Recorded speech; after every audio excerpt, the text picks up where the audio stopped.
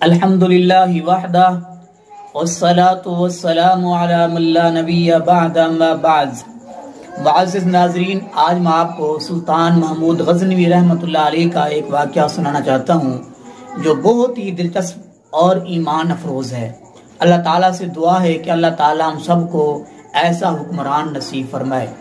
سلطان محمود غزنوی کو ایک رات نیند نہیں آ رہی تھی، بہت گھبراہٹ تھی، تو رات کو اٹھے اور نوکر کو کہا کہ تم بازار کا چکر لگاؤ، دیکھو کہ کوئی بندہ تکلیف میں نہ ہو۔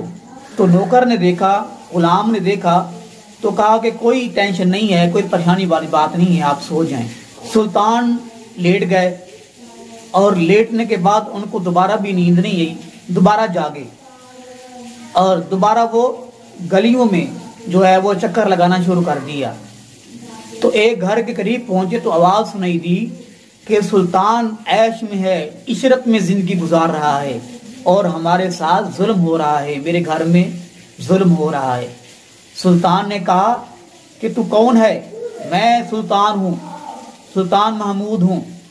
تو اس نے کہا کہ کیا بات ہے؟ اس نے کہا کہ ہمارے گھر میں زیادتی ہو رہی ہے۔ اس نے کہا کہ زیادتی کرنے والا کہاں گیا؟ تو گھر والے نے کہا کہ شاید وہ اب چلا گیا ہے۔ تو اس نے کہا کہ جب کل وہ آئے تو مجھے فوراً اطلاع کر دینا۔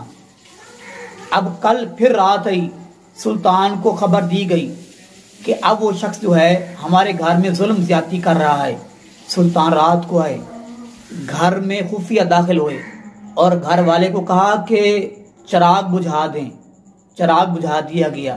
سلطان نے تلوار ہاتھ میں لی اور جو انسان شخص جو ہے وہ زیادتی ظلم کر رہا تھا اس کا سر تن سے جدا کر دیا اور اس کے بعد فرمایا کہ اب چراغ جلا دو، روشنی کر دو۔ روشنی کر دی گئی۔ تو اس کے بعد سلطان نے کہا کہ روٹی لاؤ۔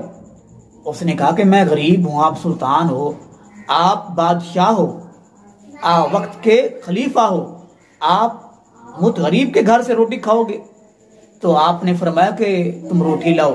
سوکھی روٹی لائی گئی، آپ نے روٹی کھائی اور اس کے بعد آپ سے پوچھا گیا کہ آپ نے پہلے چراغ بجھانے کا حکم دیا، اس کے بعد چراغ جلانے کا حکم دیا، پھر آپ نے روٹی مانگی، تو یہ کیا ماجرا ہے؟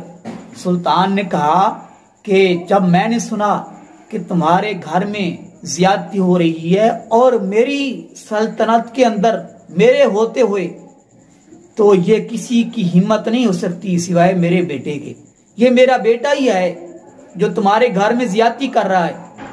تو میں نے اس لیے چراغ بجھانے کا کہا کہ زیادتی کرنے والا میرا بیٹا ہے اور چراغ بجھا ہوگا، میں اس کو مارنے لگوں گا، کہیں انصاف کی راہ میں بیٹے کی محبت رکاوٹ نہ بن جائے۔ تو جب میں نے اس کا سر قلم کر دیا، میں نے کہا چراغ جلاؤ۔